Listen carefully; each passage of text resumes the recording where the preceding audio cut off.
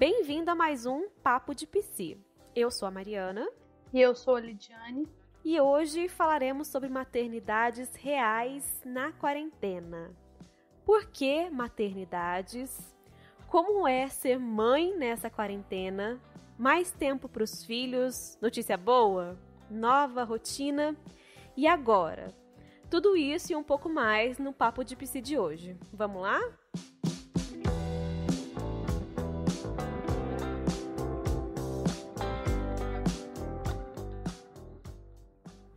Bom, então hoje no Papo de Psi a gente estreia um novo quadro, que é o Papo de Psi Entrevista.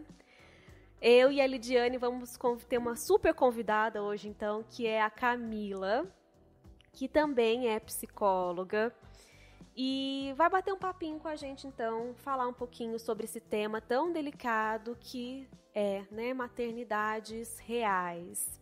Antes da gente começar a conversar sobre isso e fazer um tanto de pergunta que a gente tem para fazer para Camila, né, Lid?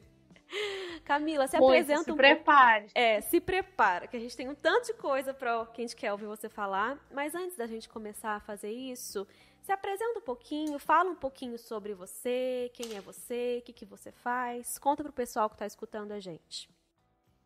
Bom, obrigada, meninas, pelo convite de estar aqui hoje. Eu sou Camila, sou psicóloga.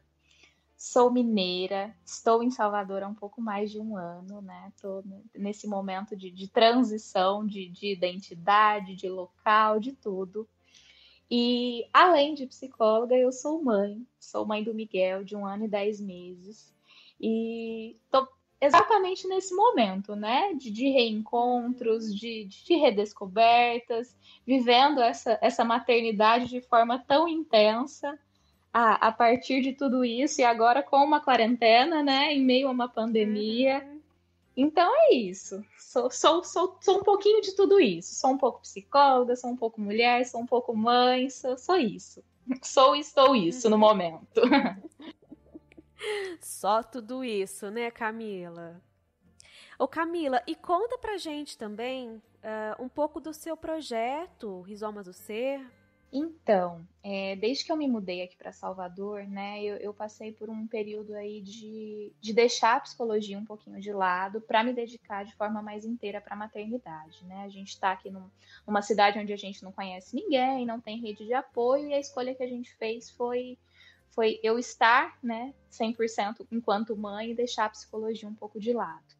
E aí, recentemente, veio um chamado muito forte, sabe? De estar em contato com a psicologia outra vez, de voltar a atuar, enfim. E eu gosto muito de escrever, né? Eu tenho o hábito de escrever desde muito nova, escrevo em diários, e isso é algo que me faz muito bem. E aí, recentemente, me veio, né? Esse chamado de escrever, de falar desse meu lugar, enquanto mãe também. E comecei a perceber o quanto a maternidade e a psicologia elas não se desconectam, né? Pelo contrário, tá tudo muito interligado. E a partir disso eu tenho feito isso, né? Tenho começado a expor os meus textos, tenho começado a compartilhar isso com outras pessoas. E criei essa página no Instagram que chama Rizoma do Ser, onde eu falo um pouquinho sobre psicologia, mas principalmente nesse momento que eu tenho falado é sobre ser mãe, sobre como é ser mãe, sobre como é se redescobrir a partir desse vendaval todo que é a maternidade, e sobre como reconhecer também nas mães outras coisas além de mães, né? Porque o que eu percebo, que eu percebi muito após me tornar mãe, é o quanto a gente tem uma tendência a deixar de ver as mulheres que existem por trás dessas mães. E como que acontece uma crise assim de identidade mesmo, né? Desses papéis sociais que a gente ocupa, e como às vezes a maternidade ela entra como uma forma central de ser, e socialmente os outros papéis eles vão sendo deixados de lado. Então eu tenho falado um pouco sobre isso. Tenho encontrado outras pessoas que falam sobre isso também, e é muito engraçado esse movimento da gente compartilhar, que a gente descobre que é algo muito mais coletivo, né? Que não sou só eu que estou vivenciando essa forma de maternar e de me encontrar, mas que isso é algo que outras mulheres também passam, enfim. Né? A partir dessa escrita, a partir desse lugar, eu tenho conhecido muita gente legal e está sendo um movimento muito gostoso. Essa questão que a Camila traz, dessa questão da identidade, né? A gente perde um pouco. E eu vejo que é algo muito cultural, até porque quando eu engravidei, eu tive a Alice em 2010, e eu estava no meio, quase terminando um curso de técnico em enfermagem. Então, assim, com 4 meses, porque naquela época era 4 meses só de licença maternidade, eu voltei para o curso porque eu falei, eu preciso formar, eu quero formar. E quando eu voltei assim, os olhares reprovadores vieram forte, justamente porque tem essa cultura ainda, né, de que se você é mãe, você tem que ser só mãe e os outros papéis têm que ser colocados de lado, então, a partir daquele momento. Então, foi e continua sendo essa luta de mostrar que não, que é possível construir todos esses papéis e levar todos esses papéis ao mesmo tempo. Interessante que vocês duas colocam isso. Toca um pouco num tema que a gente conversou no episódio que nós falamos sobre mudanças, né, Lid? Da morte simbólica, de quantas mortes as mães passam. Eu falo aqui as mães, porque eu ainda não sou mãe. Então, quantas mortes as mães passam, quantos papéis tem que ficar para trás, mas esse resgate também é muito importante da mulher. E não vem mais só a mulher. Vem a mulher com isso, com toda essa bagagem. Acho que é um pouquinho isso que você fala no seu projeto, Rizoma do Ser, Sim. Né, Camila? Sim, é exatamente isso. Inclusive, num dos primeiros textos eu falo justamente isso, né? Desse momento em que a Camila mãe dá a mão para a Camila psicóloga e peraí, vamos construir uma nova jornada. Que jornada é essa? Que forma é essa de ser psicóloga, de ser mãe, de ser também mulher? E é uma forma que a gente vai descobrindo diariamente, né? Aquela psicóloga que eu era antes de ser mãe não é a mesma psicóloga que eu sou hoje. Então é um processo mesmo de muitas mortes simbólicas e a gente às vezes tem que acolher essa morte, tem que lidar com esse luto, né? Tem que elaborar todas as fases desse luto para a gente acolher esse novo papel, essas novas identidades e tudo que vem disso, que é muito bonito, mas às vezes é muito doloroso também, né? Pois é, e aí a gente toca no tema, então, da nossa conversa de hoje, do nosso papo de psi, que é maternidade real. Já vamos começar desconstruindo algumas coisas, porque quando eu fui conversar com a Camila, eu e a Lidiane fomos falar com ela já falou, peraí, Mari, maternidade real não, maternidades reais. Por que maternidades reais, Camila? Então, né, isso da maternidade, das maternidades, é um incômodo meu. E é um incômodo meu que eu compartilho, porque desde antes de ser mãe, eu acompanho mulheres que falam sobre maternidade, né? Eu sempre gostei muito de trabalhar com mulheres, e maternidade é uma esfera, né, disso. Então, eu já ouvia falar sobre maternidade real, depois que eu me tornei mãe, isso veio com muito mais força, de ouvir mulheres compartilhando essa maternidade real. E isso era algo que me tocava, assim, me incomodava. Porque, peraí, né? Qual é a maternidade real que a gente está falando? De que lugar que a gente fala? Não necessariamente a maternidade real da Lídia é a minha maternidade real. Uhum. Então, que realidades são essas? Porque o que eu via muito e ainda vejo é um movimento de falar da maternidade real como essa maternidade não tão romantizada, de falar sobre as esferas não tão positivas da maternidade. Mas é perigoso também a gente cair num ponto de colocar a maternidade como algo terrível e horrível, e eu vi muitas mulheres fazendo isso, né? De colocar essa maternidade como uma coisa muito pesada, que às vezes também é, mas não só.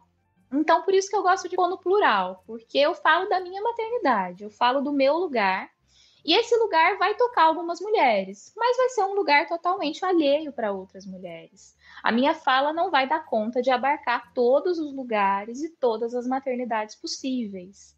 E se a gente está num momento de desconstrução dessa maternidade romantizada e idealizada, a gente precisa abranger, né? A gente precisa expandir esse nosso olhar e entender que a nossa fala ela é muito localizada, né? Localizada no nosso lugar, na nossa vivência, mas que vão existir inúmeras formas de maternar, inúmeras formas de ser mãe, e nenhuma delas vai ser totalmente real, ou no sentido de contemplar todas as mulheres e todas as mães, mas vai ser a minha realidade, né? Então eu gosto de pensar em maternidades reais, no plural, porque são muitas mães, né? São muitos lugares, e nem que eu quisesse, a minha fala ia atingir todas.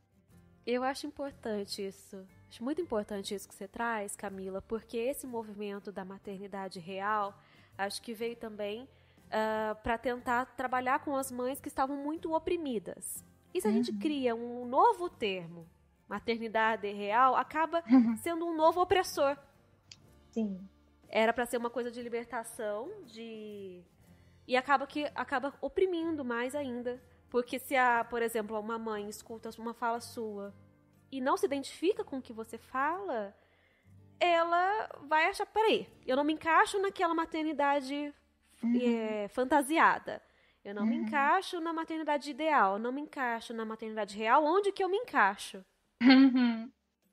Exatamente. E aí você vai construir a sua maternidade real, né? Não existe um lugar único mesmo. Né? E aí às vezes a gente vê os hashtags, né, no Instagram, e parece que tudo que é negativo vem com hashtag maternidade real.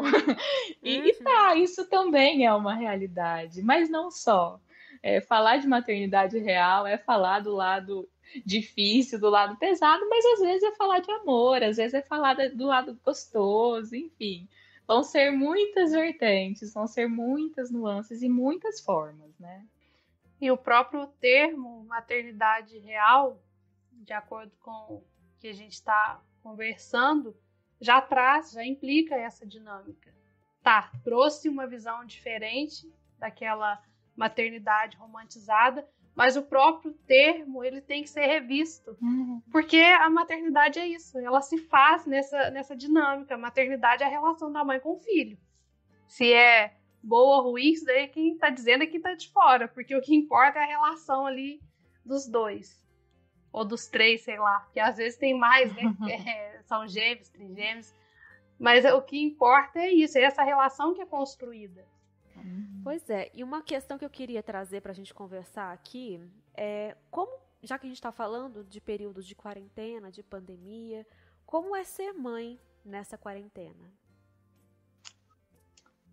Olha, é intenso. É intenso. Houve até um silêncio, né? Ufa, dá aquela respirada. E aí, de novo, né? Falo aqui do meu lugar, do que é ser mãe pra mim, mãe de um menino de 1 ano e 10, mãe do meu lugar, né? É intenso.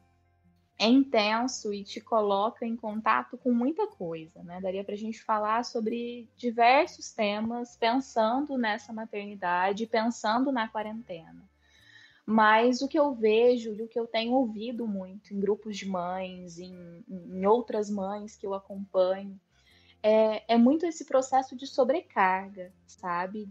Das mulheres serem as mulheres mães, serem as principais atingidas no sentido de que elas têm que lidar com uma série de coisas concretas e subjetivas, né? Nessa esfera da privação, nessa esfera dos próprios lutos, voltando a falar de luto, porque a maioria de nós tínhamos planos para 2020, né?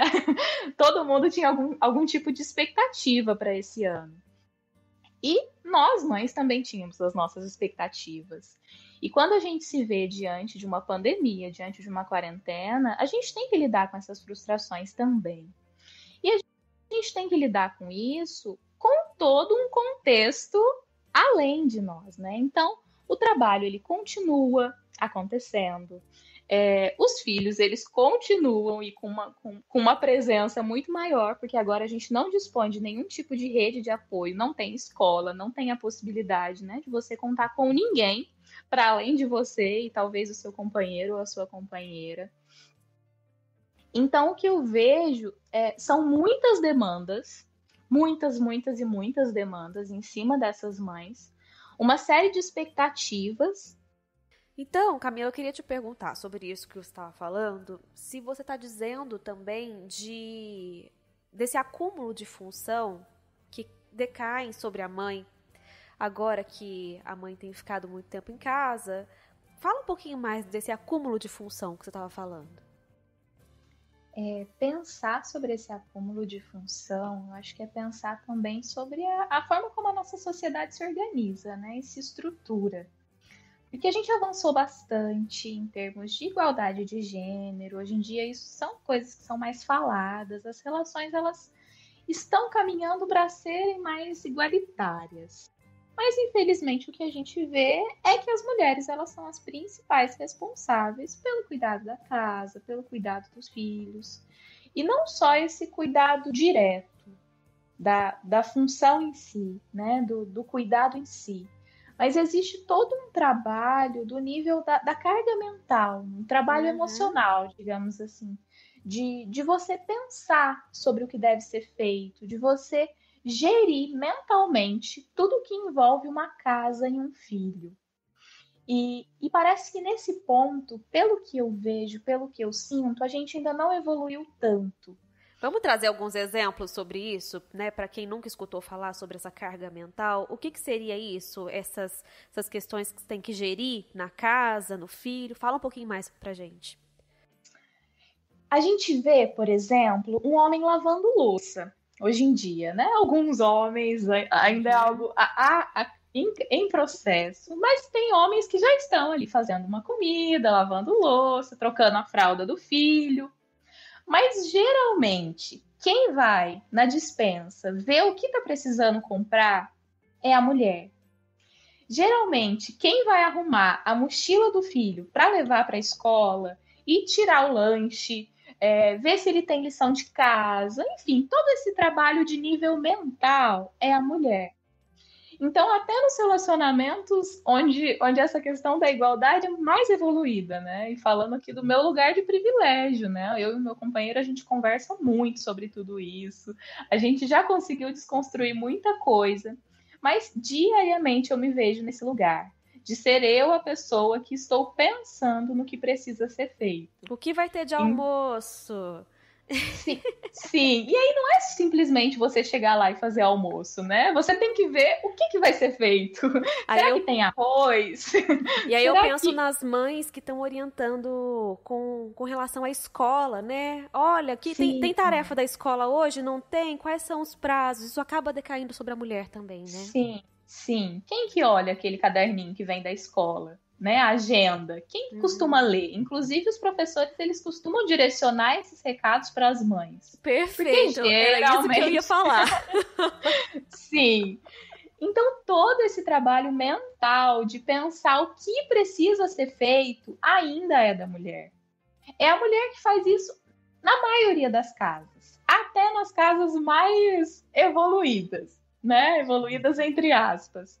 Mas somos nós, as mulheres que continuam pensando em todos esses detalhes.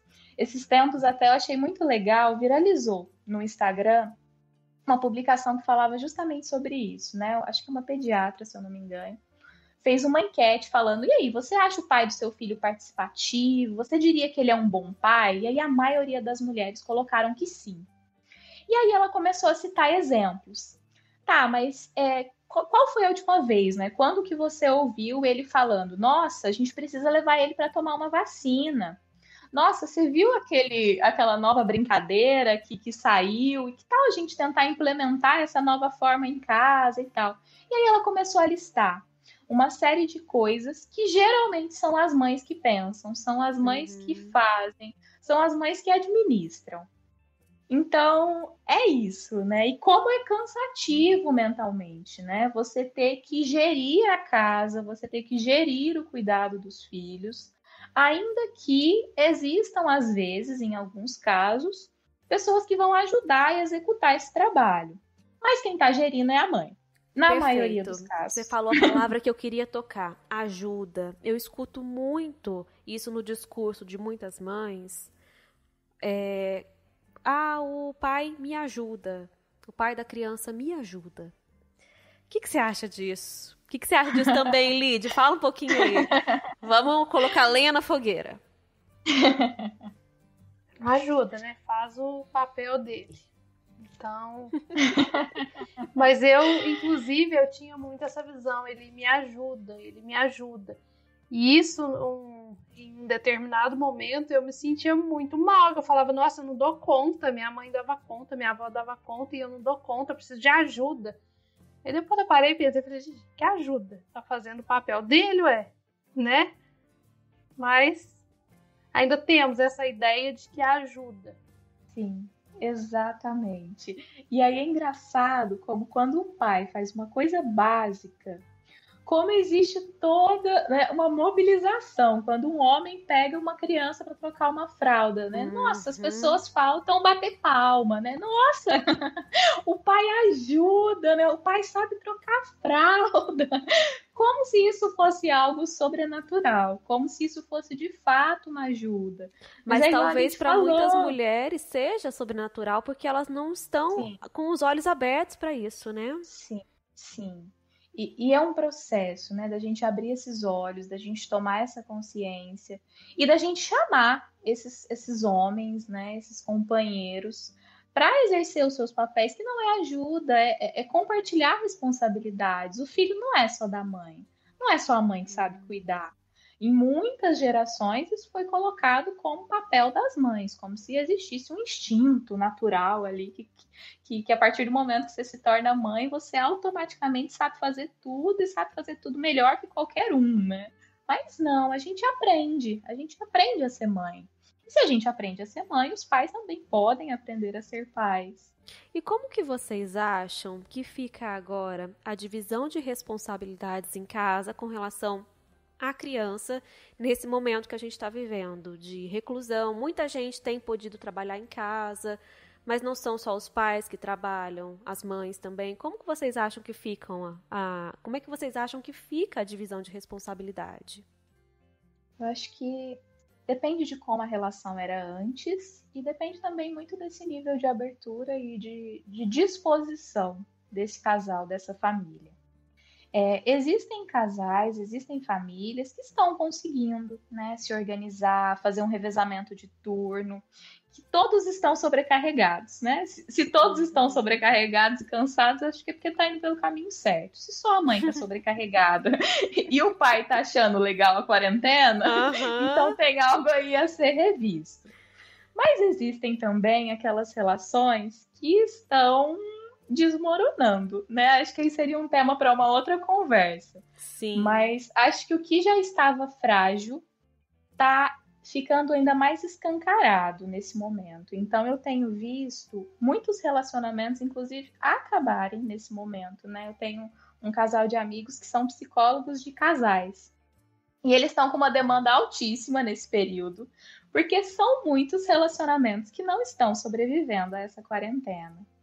Por justamente isso, né? Eu acho que tá tudo muito em evidência agora.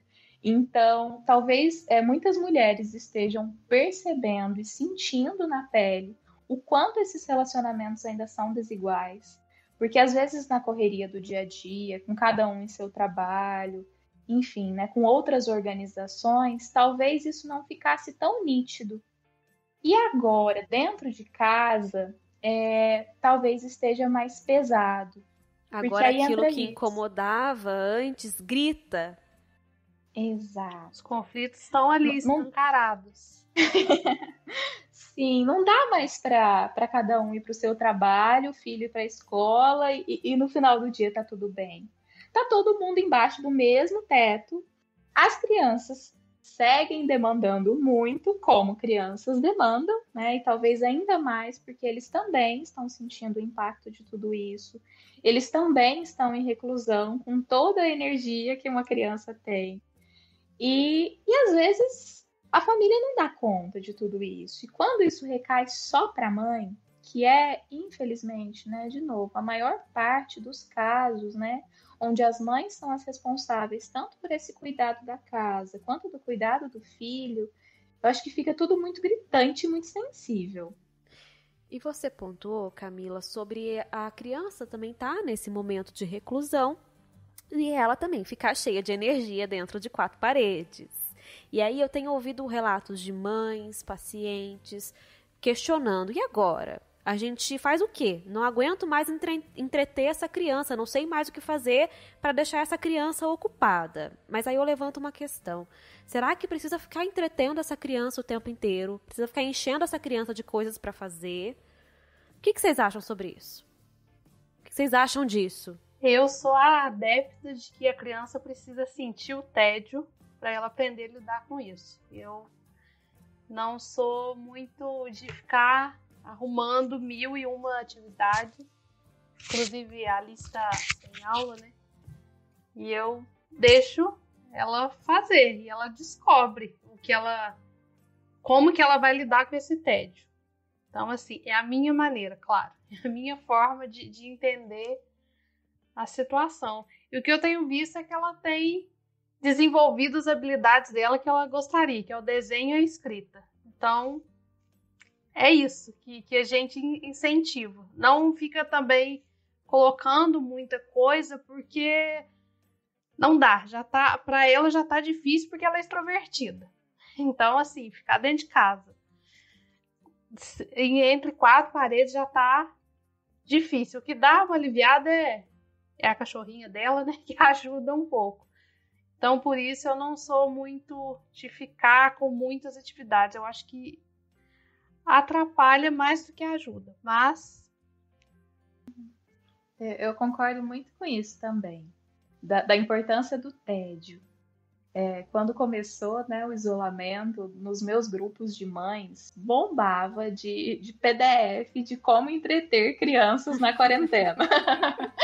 Mas foram muitas e muitas e muitas dicas de como entreter as crianças. E é muito sintomático isso, inclusive, né? Diz muito de uma tendência nossa de querermos estar o tempo todo entretidos. E isso, de novo, eu sinto que recai sobre as mães. Porque as mães que não dão conta de criar todos esses recursos lúdicos e de estar o tempo todo produzindo com essas crianças, são as mães que muitas vezes se sentem culpadas. Porque, nossa, eu não estou conseguindo fazer aquela atividade super legal que me enviaram. E aí a gente entra, né? Aí você entra no Instagram, você vê aquelas mães perfeitas que estão usando essa quarentena para criar uma série de coisas com os filhos. E que legal, né? Que legal que algumas pessoas conseguem tirar algum tempo de qualidade para brincar, enfim, é muito bom também. Mas é perigoso a gente olhar também só por essa perspectiva. Acho que a gente precisa pensar em maternidades possíveis também, né, Camila? Porque o que é possível para uma mãe não pode necessariamente ser possível para outra. Exatamente.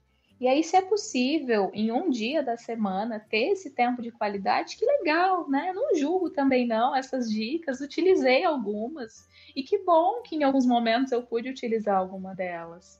Mas não é todo momento que a gente vai ter tempo e disposição para isso. Porque a gente vê algumas falas de o mundo parou e tal. Mas o mundo parou entre aspas, porque as demandas elas continuam acontecendo. O trabalho ele só mudou de lugar. Agora o trabalho não é mais fora de casa, é dentro de casa.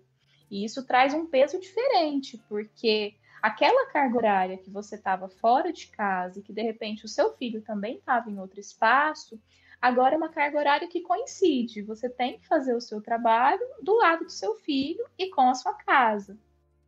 E com esse filho demandando.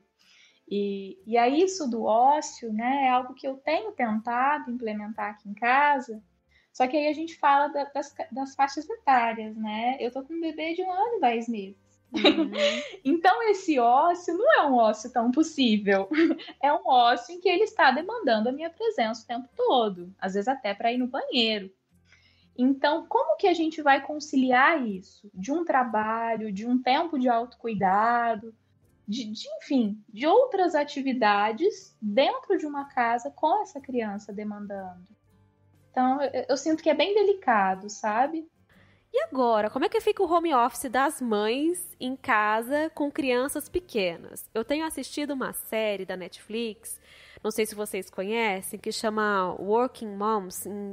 A tradução em português é Supermães. E lá fala das mães, da relação das mães com o trabalho e a maternidade. E tem inclusive uma das mães que é uma terapeuta, que ela se vê obrigada a sair de casa, porque ela atendia na casa dela, e ela se vê obrigada a sair de casa porque ela precisa do espaço dela para os atendimentos, para os pacientes ficarem à vontade, para ela ficar à vontade.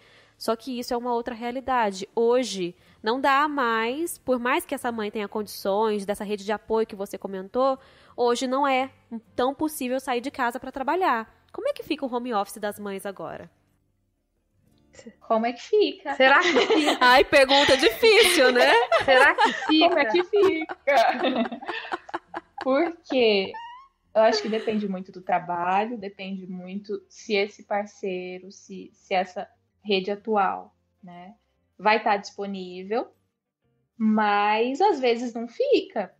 Às vezes você vai trabalhar com o seu filho do lado. Às vezes esse bebê ou essa criança vai chorar, vai te chamar e você vai ter que interromper. E dependendo do trabalho, se a gente for considerar aqui o contexto da psicologia, que você precisa estar num ambiente reservado, em que o sigilo esteja preservado, em que você precisa estar muito inteira para esse paciente, como é que a gente faz isso com o filho do lado? Como? Dependendo da idade, esse filho pode ir para um outro cômodo, pode assistir uma televisão, e aí entra em outro tema, né? O quanto as telas estão em evidência nesse contexto e o quanto às vezes as mães se culpam por recorrer a essas telas. Que não as mães se culpam e são culpadas. Sim. Mas, infelizmente, tem sido uma rede de apoio possível em alguns casos.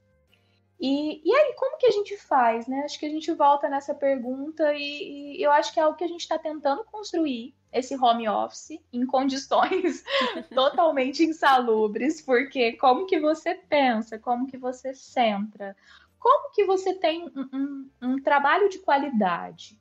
Porque não é só trabalho, né? A gente tem que pensar na qualidade desse trabalho e o quanto isso sobrecarrega de novo. Porque não é como se você entrasse num ambiente silencioso e pudesse ali ser só uma profissional. Você está dentro da sua casa e com todas as demandas. E às vezes com seu filho ali do lado chorando, tipo, mãe, fiz cocô. E aí? Qual que é a qualidade do trabalho que a gente tem? Então, eu acho que cada uma tá se virando como pode, tá se virando como dá. Mas não são condições ideais. E você colocou também no começo da sua fala, Camila, do parceiro. Depende também do parceiro, mas a gente também tem que pensar que não são todas as mães que têm um parceiro ou uma parceira para dar esse amparo.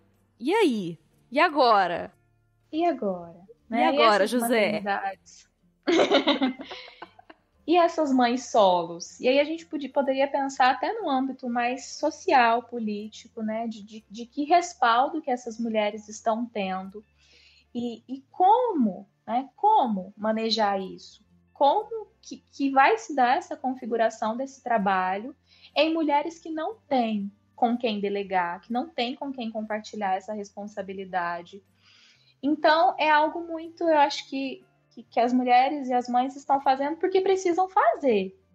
Mas muitas estão adoecendo, inclusive, nesse processo de fazer. Porque não é algo romântico, não é algo bonito, não é simplesmente você pegar o seu computador, a sua xícara de chá, aquelas típicas fotos que a gente vê, né? O momento do trabalho. Não é isso, não é. é você começar a trabalhar sem muitas vezes nem ter conseguido tomar um café da manhã direito. E às vezes você nem conseguir começar um trabalho. Às vezes você ir pegar, né, no que você precisa fazer à noite depois que a criança dormiu. Então é uma realidade muito muito complexa, porque as demandas elas não pararam. E não cabe no tempo e espaço que a gente tem tudo que a gente tem para fazer. O dia ele continua tendo 24 horas. E acho que cabe também, talvez, desenvolver um trabalho de conscientização com essa rede de trabalho dessa mulher. Entender que o trabalho precisa ser mais flexível com relação a tempo, prazo, que não dá mais para funcionar como funcionava antes. Talvez antes nem funcionasse. É por isso Exatamente. que a situação atual nos colocou diante de várias demandas que existem e que não estão tão bem estruturadas assim. A questão da educação, da saúde, do trabalho, é tudo. Aí a gente começa a olhar justamente para essa questão política e social e de entender que são áreas que parecem estar separadas, mas estão conectadas o tempo todo. Que um movimento em uma interfere nas outras áreas da mesma forma. Então, isso também a gente precisa ter essa consciência de que não é tão separado assim, tão bem delimitado os espaços e os ambientes igual gostaríamos que fosse. Mas aí nós podemos correr o risco de cair um pouco naquilo que a Camila falou no começo, de linkar a maternidade real só com as dificuldades. Vamos falar um pouquinho das coisas gostosas também das maternidades reais agora, nesse período que dá para ter mais tempo com a criança, mesmo que seja um tempo que a gente sabe que não é o tempo romântico, que vai ficar o tempo inteiro brincando com a criança, mas dá para dar um auxílio. Vamos falar um pouquinho mais desse outro lado, o lado B? Sim, acho que tudo tem os dois lados, né? Existem, não só dois, acho que existem vários lados, inclusive. E a quarentena também pode ser um momento de aprofundamento de vínculos, de você olhar e dentro desse ambiente familiar, né, com as pessoas que compõem o seu círculo familiar, e aí isso vai ser muito relativo, propor atividades, né? Pegar essas cartilhas ali que você não vai utilizar todo dia, mas quem sabe em um dia da semana, você sentar e ter um tempo de qualidade com essa criança. Acho que algo muito legal também é que a gente está acompanhando o desenvolvimento dos nossos filhos muito mais de perto. E aí talvez é uma oportunidade também da gente se conhecer mais, da gente ver quais são os gostos, né? O que aquela criança faz, o que aquela criança aprendeu de novo. E aí a gente vai vendo, inclusive, como em um mês, quanta coisa muda. Como uma criança aprende em um mês, em 2 meses, e aí a gente vai somando aí o tempo de isolamento. Então eu acho que existem, sim, possibilidades da gente criar momentos muito gostosos, memórias afetivas, e aí pensando até em como adequar essa realidade. O que eu tenho feito muito aqui em casa é incluir o Miguel nas atividades. Então a gente cozinha junto, a gente lava a louça junto, faz uma meleca. De novo, não é essa coisa bonitinha de que, nossa, terminamos uma função e tá tudo lindo. Não, a gente termina uma função e tem outra função para fazer. Mas dentro desse contexto, são formas também da gente ir adaptando e tornando isso mais leve. E junto disso, criando essas memórias afetivas com a criança. Então, acho que, pelo menos para mim, né, eu tenho visto um pouco dessa forma, né, de estar presente, de conhecer um pouco mais e de aprofundar o vínculo, de criar outros vínculos, de descobrir novos hobbies, por que não? Então, acho que tem coisa boa também. Apesar de não ser só, tem tudo. Tem tudo. A gente olha o tempo justamente dessa questão de sair um pouco da quantidade e ir para a qualidade. Porque não é questão de ser 30 minutos, 5 minutos, 1 minuto. O tempo, o que vai ficar realmente é como que aquilo te afetou. Não vai ser contado por minutos, quanto tempo que o ponteiro passou ali pelo 12. vai ser exatamente as memórias, essas memórias afetivas que vão ficar para a criança. Do que ela vai se lembrar, do que ela vai dizer, né? Da experiência que ficou desse período que a gente está vivenciando. Então, será que seria ótimo, né? Quase uma música.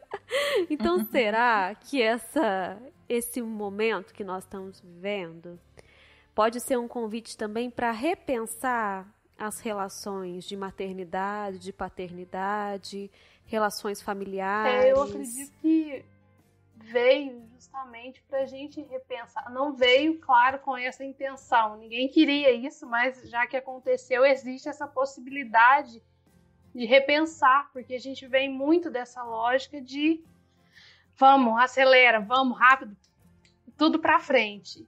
E nesse momento, é o que a gente tem aqui. E aqui precisa ser construído com o melhor que a gente tem.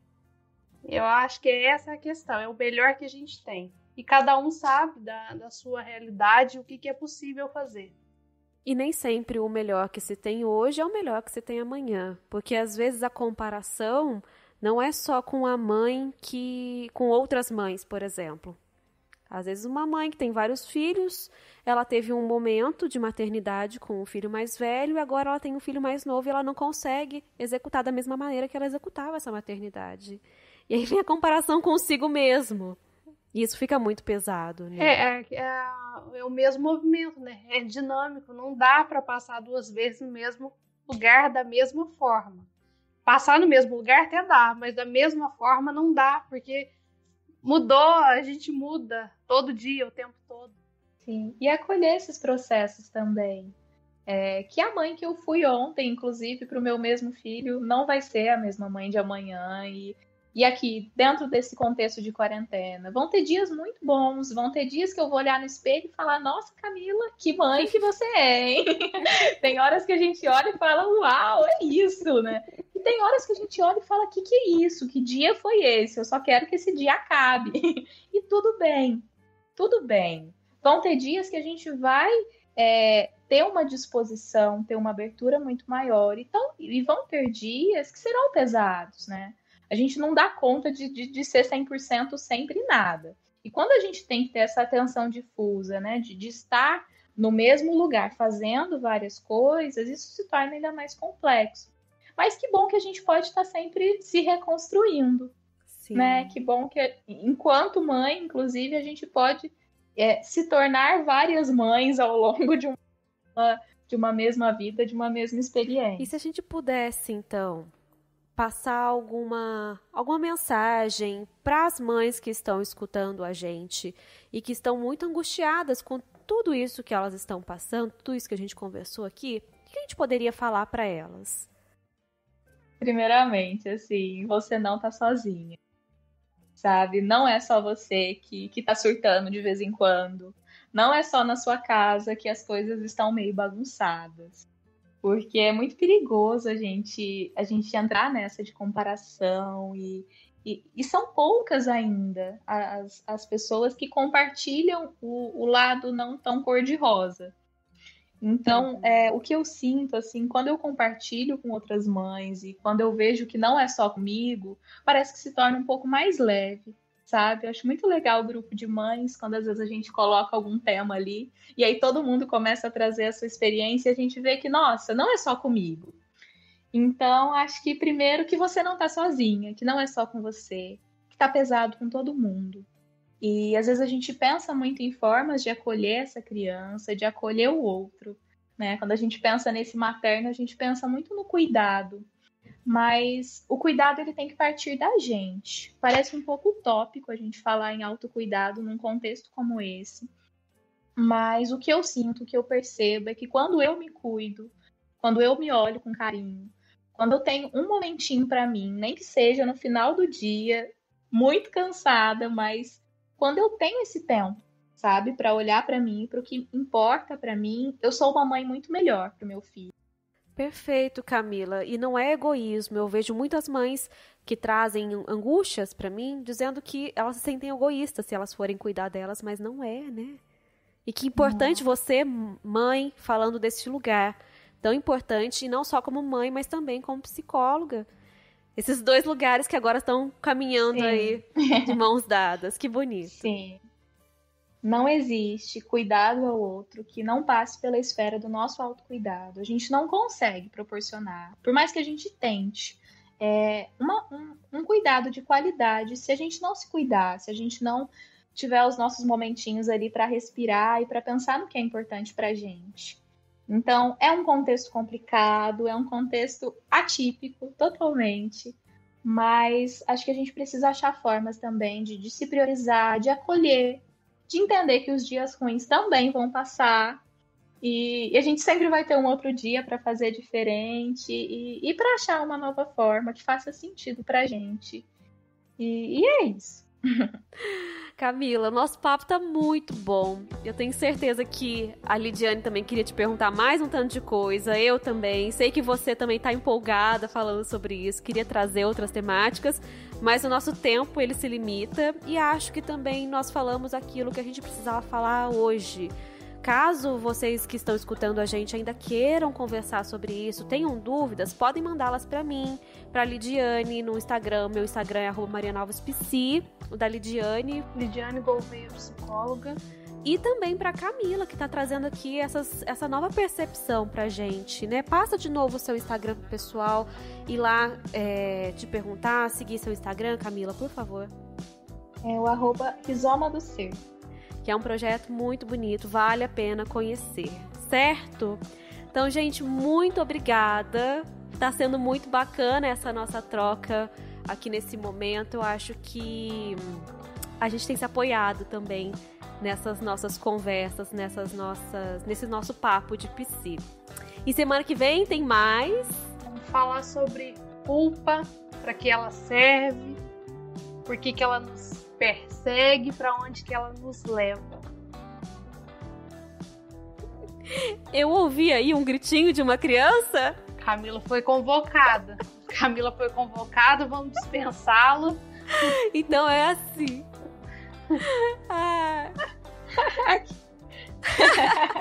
Então é com esse gritinho, falando sobre maternidades reais, que a gente encerra o nosso papo de psi de hoje. Até mais, muito obrigada, Camila.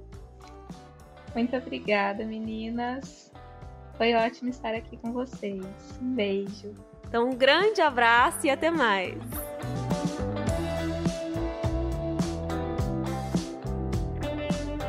E se você quer conhecer um pouco mais sobre o nosso trabalho, segue a gente nas redes sociais. O meu Instagram é @marianaalvespc e o da Lidia é @Lidiane Gouveia Psicóloga. E não se esqueça, toda quarta um episódio novo para você escutar de onde estiver e quando quiser.